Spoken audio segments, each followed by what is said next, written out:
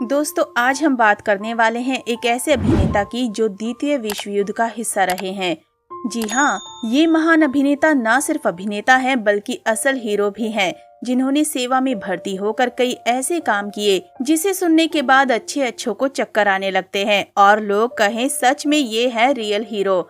आज हम बात करने वाले हैं नेता नजीर साहब की, जिन्हें हिंदी सिनेमा का मेगा स्टार तो कहा ही जाता है, लेकिन भोजपुरी सिनेमा में इन्हें भोजपुरी इंडस्ट्री का पितामह कहा जाता है।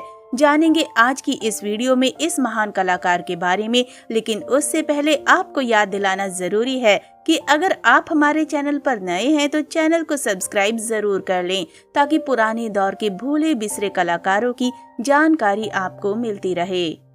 महान अभिनेता नजीर हुसैन का जन्म 15 मई 1922 को उसिया संयुक्त प्रांत ब्रिटिश भारत, जो वर्तमान उत्तर प्रदेश में है, वहां हुआ था। वे अभिनेता, निर्देशक और पटकथा लेखक थे। वे हिंदी सिनेमा में एक चरित्र अभिनेता के रूप में प्रसिद्ध थे और भोजपुरी सिनेमा के अग्रदूत थे। उन्होंने लगभग 500 फिल्मों में अभिनय किया, जिनमें से अधिकांश फिल्मों में देवानंद ने अभिनय किया था। नसीर हुसैन के पिता शहाबजाद खान रेलवे में गार्ड थे और हुसैन लखनऊ में पले बढ़े। उन्होंने खुद कुछ महीनों तक रेलवे में फायरमैन के रूप में काम किया और जल्द ही द्वितीय विश्व युद्ध के दौरान ब्रिटिश सेना में शामिल हो गए। उन्हें मलेशिया और सिंगापुर में तैनात किया गया था, जहां वे युद्ध बंदी बन गए थे। रिहा होने के बाद वे सुभाष चंद्र बोस के प्रभाव में आ गए और भारतीय राष्ट्रीय सेना में शामिल हो गए। उन्हें स्वतंत्रता सेनानी का दर्जा दिया गया और उन्हें आजीवन मुफ्त रेलवे पास दिया गया। आईएनए के बाद नौकरी नहीं मिलने पर उन्होंने नाटकों में अभिनय करना शुरू कर दिया। न्यू थिएटर्स के बीएन सरकार ने उन्हें प्रदर्शन से प्रभावित होकर उन्हें न्यू थिएटर्स में शामिल होने के लिए कलकत्ता बुला लिया। कलकत्ता में उनकी मुलाकात बिमल रॉय से हुई और वे उनके सहायक बन गए। उन्होंने बिमल रॉय के साथ मिलकर आईएनए के अनुभव पर आधारित फिल्म पहला आदमी बनाई। उन्होंने न केवल फिल्म में अभिनय किया बल्कि फिल्म की कहानी भी लिखी और संवाद भी लिखे। पहला आदमी 1950 में रिलीज हुई और इसने उन्हें स्टारडम की बुलंदियों पर पहुंचा दिया और वे बिमल रॉय की फिल्मों का स्थायी हिस्सा बन गए। बाद में उन्होंने 2 बीघा जमीन, देवदास और नया दौर जैसी कई समाजवादी थीम वाली फिल्मों में काम किया। मुखर्जी, नजीर हुसैन, देवानंद और संगीत निर्देशक SD बर्मन की टीम ने बाद में 1957 में एक और फिल्म पेइंग गेस्ट का निर्माण करने के लिए सहयोग किया।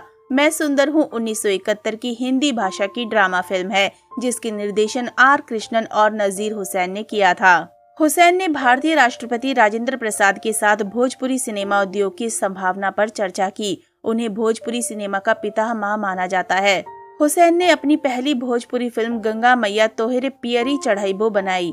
नजीर भोजपुरी फिल्म हमार संसार से निर्माता बने और इसका निर्देशन भी किया। हुसैन को 1970 के दशक की हिट भोजपुरी फिल्म बलम परदेसिया के लिए भी जाना जाता है। देश आजाद हो गया तो नजीर के पास कोई काम नहीं था। कुछ समय बाद नेताजी सुभाष चंद्र बोस ने उनकी मदद करते हुए उन्हें अपने भाई शरत चंद्र बोस के पास भेज दिया, जो कोलकाता में नाटक लिखा करते थे। नजीर ने कोलकाता में शरत के लिए नाटक लिखने शुरू कर दिए, जो हिट हुआ करते थे।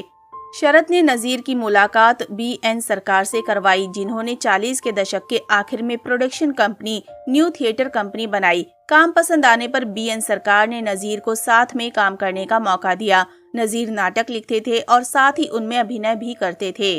नजीर हुसैन ने अपने गांव की हिफाजत नाम की लड़की से शादी की थी, जिससे उन्हें एक बेटी हैरुनिसा और बेटा मुमताज है। बेटी की शादी दिलदार नगर में हुई थी, जबकि बेटा मुमताज मुंबई में रहता है।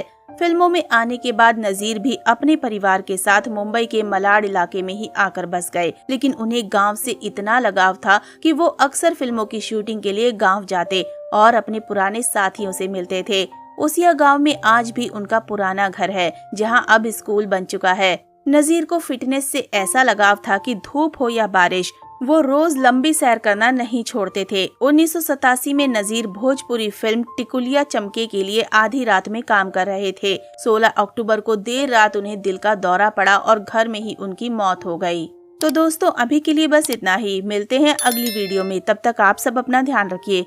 Bye bye.